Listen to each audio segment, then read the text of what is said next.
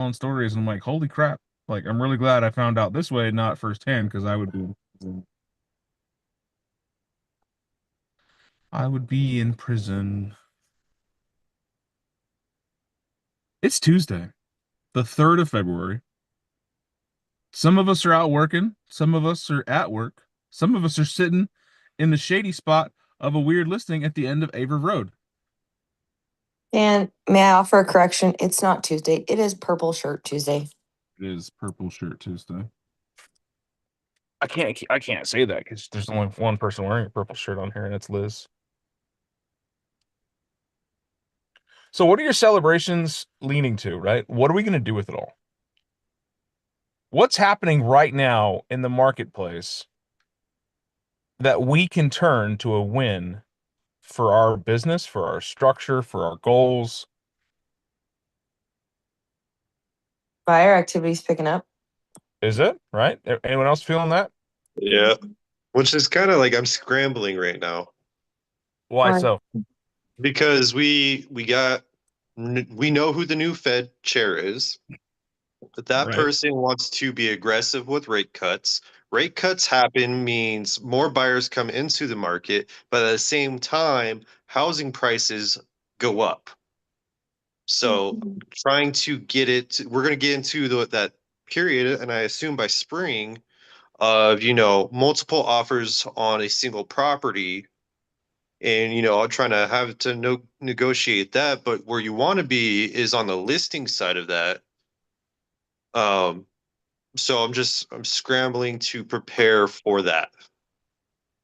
Okay. Let's talk listings. What do you need other than the lead? What do you need to be prepared for taking a listing? That's a good question. I don't know. I haven't had to do one, so I don't know what it takes. Okay. Well, who's checked out the master checklist when it comes to buyers and sellers? Those of you that are actually in the coaching program. The one on PCX, Yeah. I have it. It's a 20-page document, Eric. Yeah. It outlines pretty much everything you need to do to get ready for a listing. But what's the first part of it all? Absolute first thing you need to know. Price. Okay. That's part of it. The market. Yeah. How do we know the market best? Tell me how. Give me some ideas of how you know the market. Looking at trends like absorption rate, stuff like that. Okay, looking at the facts, trends, metrics. I always like if I go to like my office meetings, I hear how like the team leads talk about it, like the language that they use. There you go. TikTok. Testimonials from others. TikTok. TikTok. Well, I kind of I lean heavy on my lenders for that, Uh-huh. for information on stuff like that. We're talking general market or we're talking like specific to that house? It depends. Does the general market influence an independent home or a single property? All of it. Right. Yeah, well, I mean, I was gonna say like everyone's talking kind of bigger picture, but then if you're looking at the market for that listing, you're gonna want to get more granular, obviously. Tell me more. I meant more like trends on that property, that neighborhood. Oh yeah, okay, Mhm. that's what I was referring to. So narrowing down your thought processes. All right. We want to look at the macro, which is everything in the big bubble. Look at What's going look on at total? look at their motivation. That's a big part of it too. We're not there quite yet. We're just looking at before we even take a listing. We need to know what's going on in trends. And what is an indicator of increased buyer traffic? Mortgage applications. Boom, mortgage applications. Where do we get that? By talking to lenders. Well, let's the other thing. Other thing, open houses, right? Foot traffic at open houses. Is that an indicator of buyer activity in the market? Oh, yeah. Big time. Absolutely. So you can know very well what's going on in a certain neighborhood by running open houses in a neighborhood. Mhm. Okay. Or calling the agents. Calling the agents. How was your open house? Mm-hmm. Right? What kind of traffic did you see? What's going on? Then we look at the trends in the area. Like, okay, what's the average days on market? How many houses have been on the market for X amount of days? How many price reductions have been done? When you know these things, does it make you a better listing agent or a better Yeah. buyer's agent? Both. Both. Right. I've got a buyer out there in the $300,000 price range that's does not believe me that they are competing. They're like, well, the houses are sitting on the market. We're not in competition. I'm like, yeah, when you find something that's priced well and looks good, it's not going to stay on the market more than 3 days. Mm-hmm. And 3 houses that they went and saw that they wanted to him and haw about are now under contract. Mm-hmm. The ones that are sitting on the market are messed up. You guys proud of me? I didn't say the word, Yeah. right? Like the one I'm sitting in front of. There's reasons there's no pictures inside. They're challenged. Yeah, this one is short bus material for sure, is challenged. But when you look at okay, I want to take more listings. Sellers want certainty. When you can speak certainty in their soul and say, okay, this is what it's going to take to sell your house. This is what the updates are. This is the market. Here's the competition. Here's our expectations and time frames. Mm-hmm. Does it take a whole lot to win them over? No. All you then need to do, like you're talking about, Trey, is then match to their motivation. Go back to the 1,000-watt survey. What is the word that was most commonly used referencing a real estate professional? Advisor. Advisor. Advisor, right? I'm here to advise you on your next steps. I'm here to help you get to where you want to go. People hire advisors when they want to do more in life, not less. So you want to do more listings? Learn the market. Go to stats class. Go to a lender lunch and learn about the market. Go to any class you can about appraisers. You're going to see what they're seeing. Does it always work in that? No. But also, as a buyer's agent, you're out looking at 15, 20 houses on a weekend. Does that help you be a better listing agent? Yes. How so? You can share that you know the buyers, you know exactly who's going to be coming through your property, and you probably have them in your phone. Well, we know what we're up against. Maybe. Kind of Yeah. know what's going on in different areas. Constant competition, friends. What has sold, what hasn't. What's on the market, what's not. What the competition down the street looks like versus yours. These are all things that when you walk in, you're like, yeah, I know you want to sell your house for 500,000, but the one down the street's got a bigger pool, a nicer yard, a better view, and it's 485. Why would anyone buy yours? Mm-hmm. That conversation the other day. I had a former agent of ours come in and he's asking questions, or he's like, Dan, I need your help. He's with another brokerage. He took a long walk down the street to join a brokerage with a really long name. And he reached out to me. He goes, I need somebody I can trust. Can you run a CMA on my house? I'm thinking about selling it. I want somebody that's unbiased. My first thought was, is someone in your office that hard to find that you can trust? You got to come back to me. But I was also like, you got it, homie. So he sent me everything, his statistics, all of his mathing, all of his updates and research and all these things. And so I went and I did what a market expert does. I went and looked it in. I went and fought values, look at houses, look at competition, look at time on market, look at what the other houses around has and his doesn't, or his does. And then from there, you make a best guess. And I used AI to put it all together, put all my scribbly scratch, chicken scratch notes together and said, hey, make this into a coherent seller report. It was 7 pages long. He's an engineer. He's like, that's exactly what I was thinking. Thank you. I'm not crazy.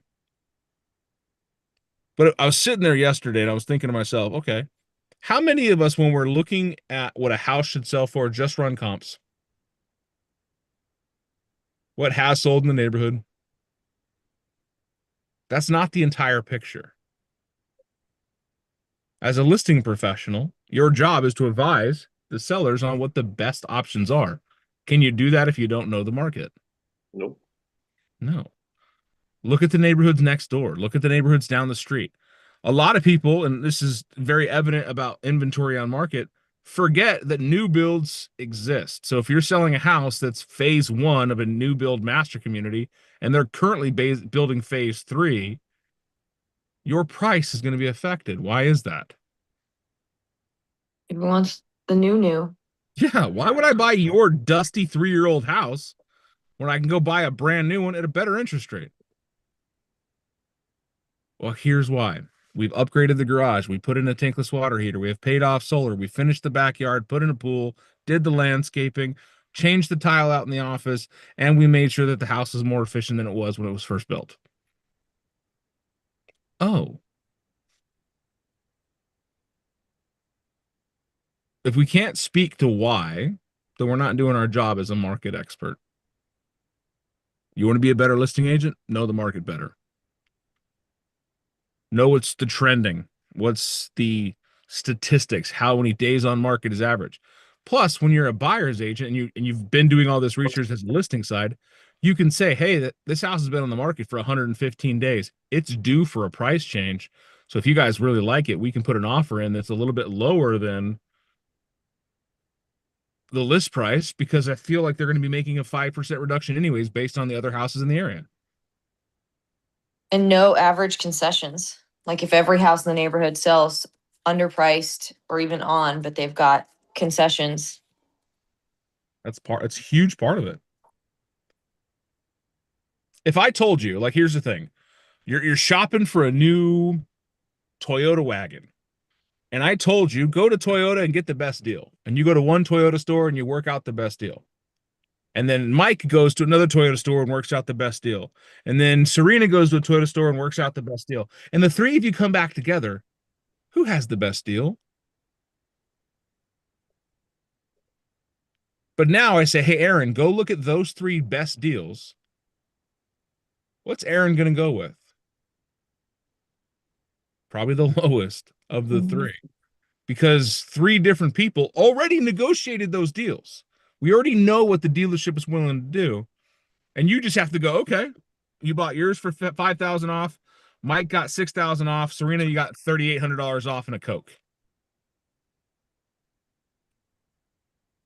Well, okay. Aaron's going to go, well, I want the $6,000 off. I'm going to go to that dealership, work the same deal. We have the same visibility in real estate. The house down the street sold for $5,000 under list price plus $10,000 in concessions. The house next door sold at full list price, $2,000 in concessions, $5,000 in repairs. It was on the market for 200 days. Right? We can look at all of those metrics. We can look at all of those indicators of the negotiation and then come back to our buyers and say, hey, this is where I think this house will be. Let's put an offer in. As a seller, this is what has sold around you. This is what the expectations of the area are. And based on the trend of where we're going, this is what you should do. This is my advice. As your advisor, my job is to make sure you make a good decision. And if you make a bad decision, you'll make a well-informed bad decision. And using that in your marketing and advertising, like offering concessions ahead of time. Yeah, that helped Christina knock out a house that was highly saturated market. That's the listing appointment I have tomorrow, is a neighbor in that neighborhood. There you go.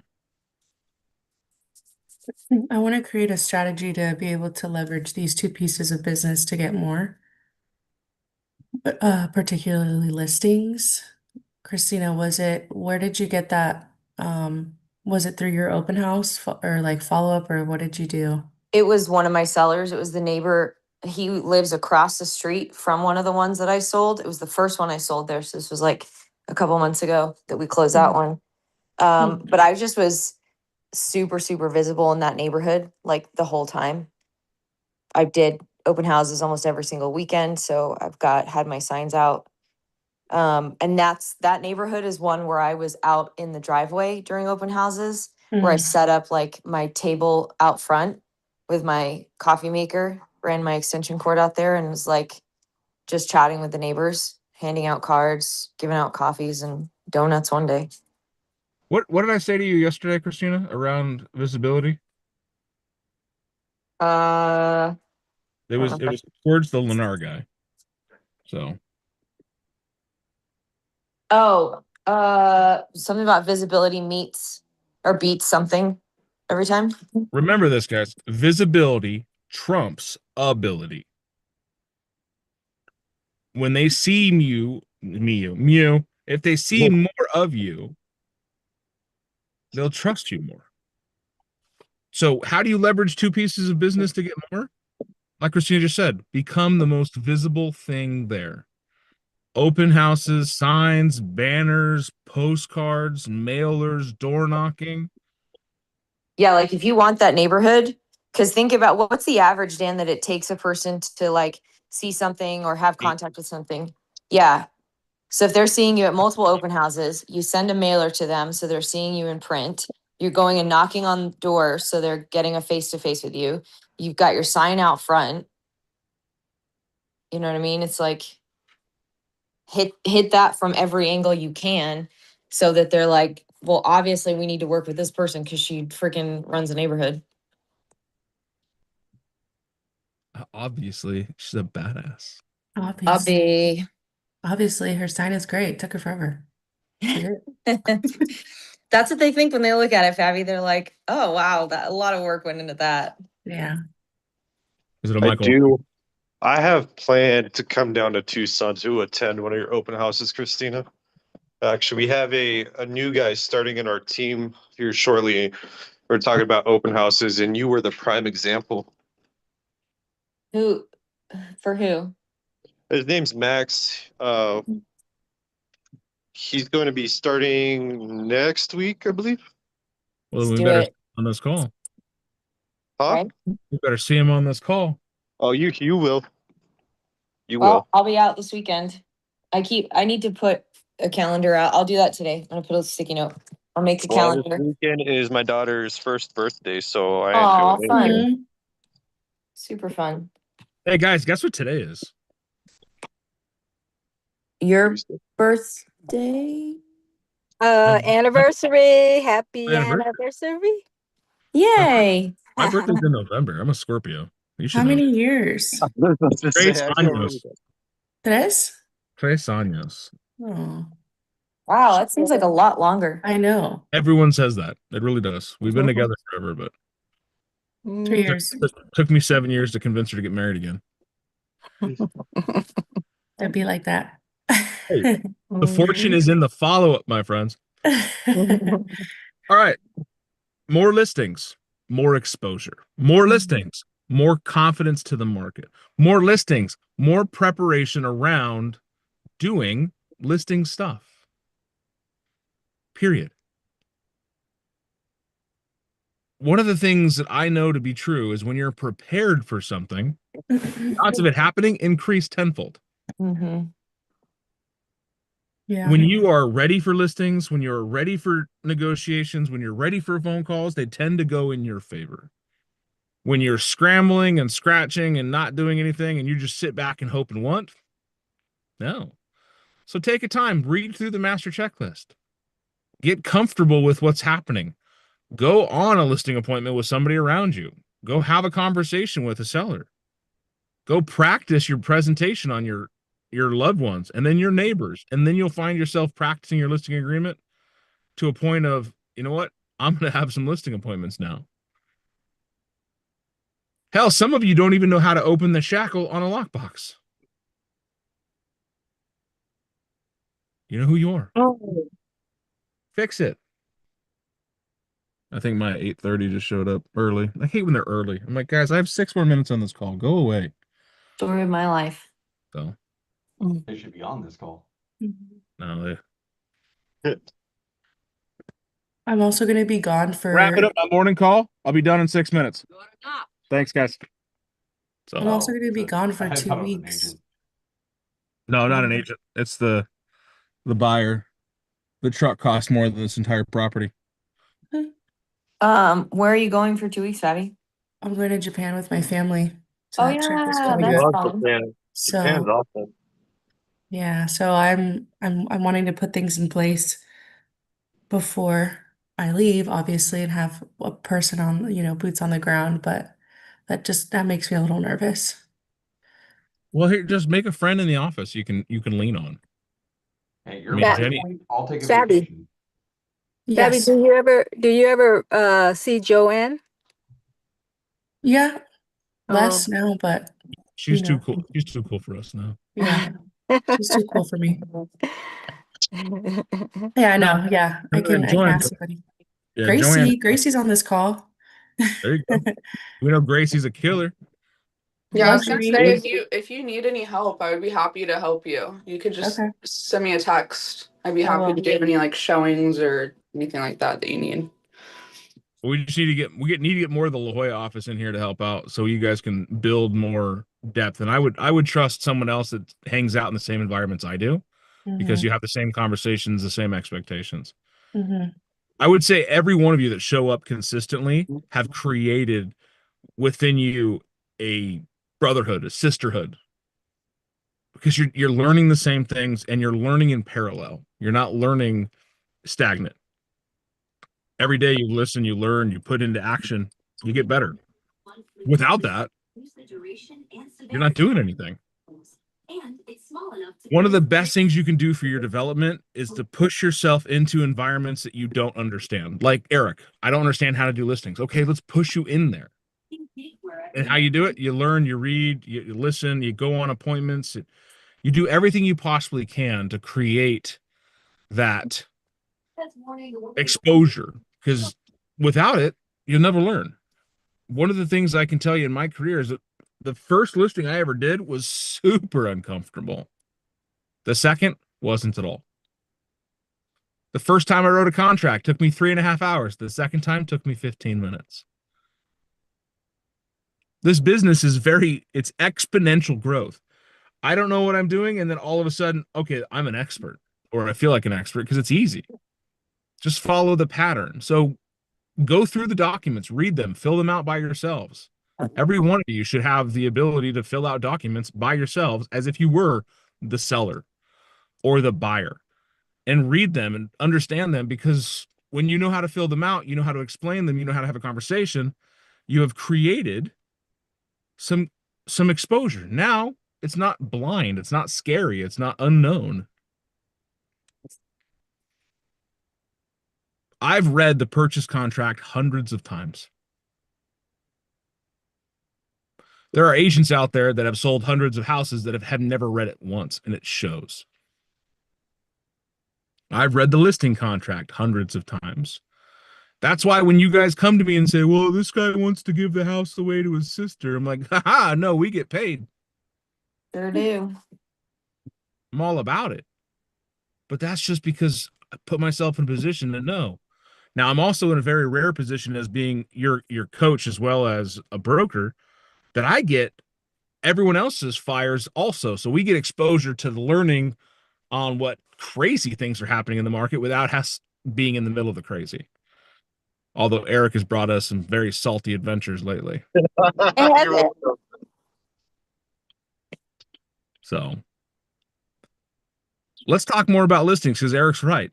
Is as the rates come down, we'll see more buyers enter the market, more buyers bring more sellers mean there's an opportunity for you guys. Because there are sellers out there that want to sell their house because they want to buy something bigger and won't, because they're sitting on a sub 3% interest rate.